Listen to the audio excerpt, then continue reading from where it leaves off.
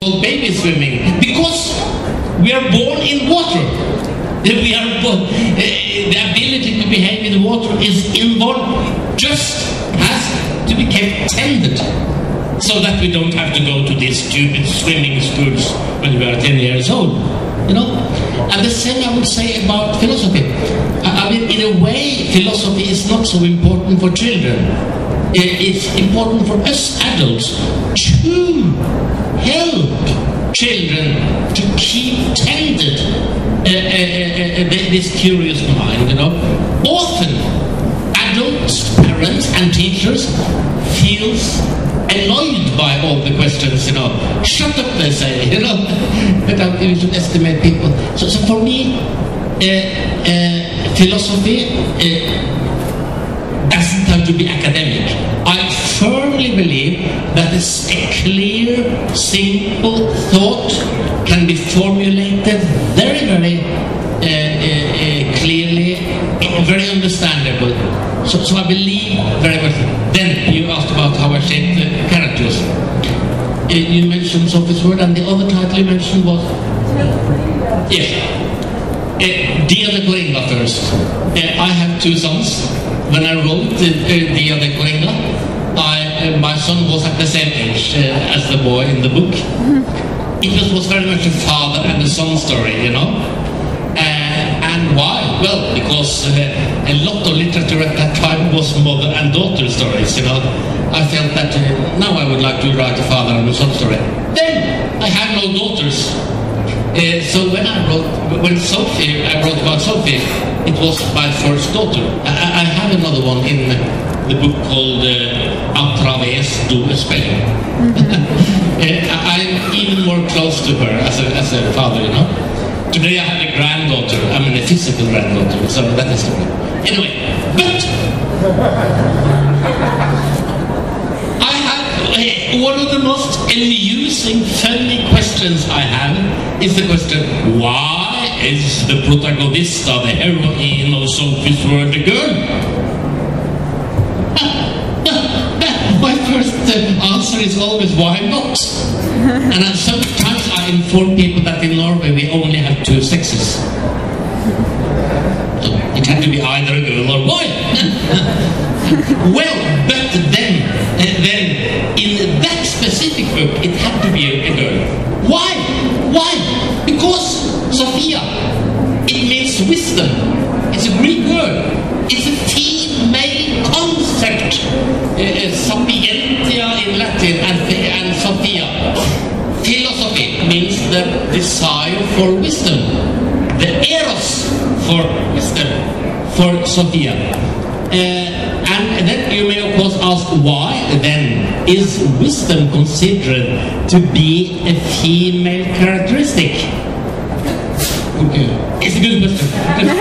But I don't know, but I have a theory. And my theory is that for women, for girls, it's often important to try to understand something which philosophy is about. As for men, it's often more important to be understood, which is the opposite of philosophy.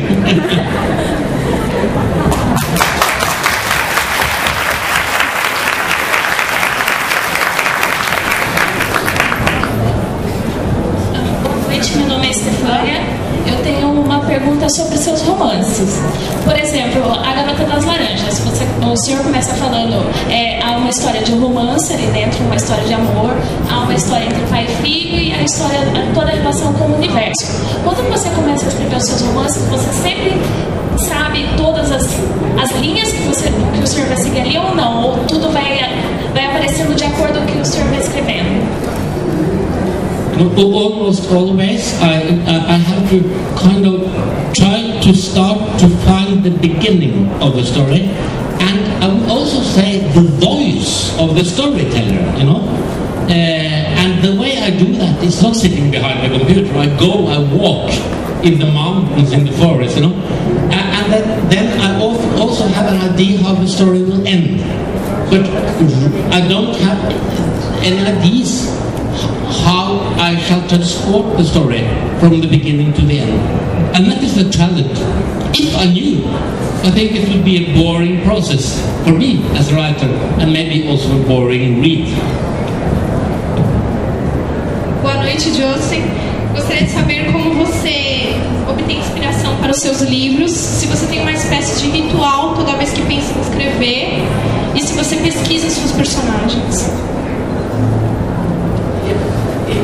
If I refer,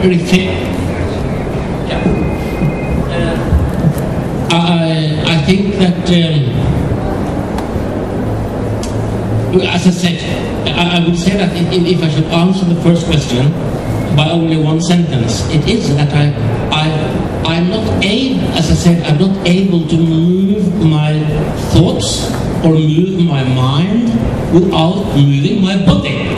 So the start of anything I write is walking. You know, maybe some people can only write after swimming, but I have to walk. You know, it's very strange.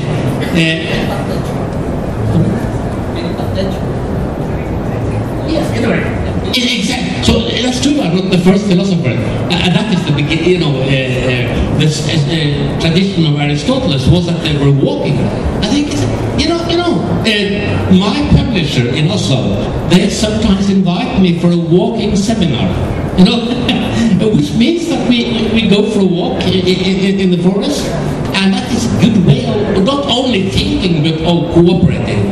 And then you had another question, and that was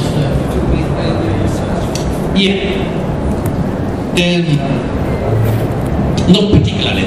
I think that of course when I write it's a reflection of my experience meeting people. You know, I wrote, for instance, a story called Vita Brevis, and I allege that this is a real parchment I found in Buenos Aires addressing Saint Augustine, you know. And some people have asked me, is it true that you really found that Latin, manuscript and translated it? And you know, I have to say, no, it's fiction, it's completely fiction. And people, women, young women, often is very, very disappointed. Oh. And then they are again estimated, saying, but how could you, as a man, go into a woman's consciousness like you did, you know?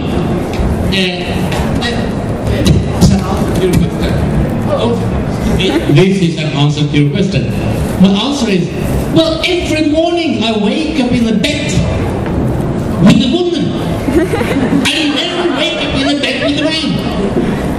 And often the fundamental intellectual and sensual questions, very often they are debated within an erotic frame. You know, it's not a coincidence that Plato used the word erotic for philosophy, you know. So I mean, I could absolutely not have written Vita Brevis or O Castello dos Pirineos without having the experience of waking up in the bed every morning with a woman. I have never, I don't know how it is to be a man. I don't know how it is. I know how it is to be me, but I'm not a man, I'm me. But I feel that I have a kind of insight into women's way of thinking. So I think it's more a challenge to write. I have written one book about a man, which I am content with, and that is O Vendedor de Historias. But that is a little reflex of my own person, so it's not so difficult. Sorry, too long answer.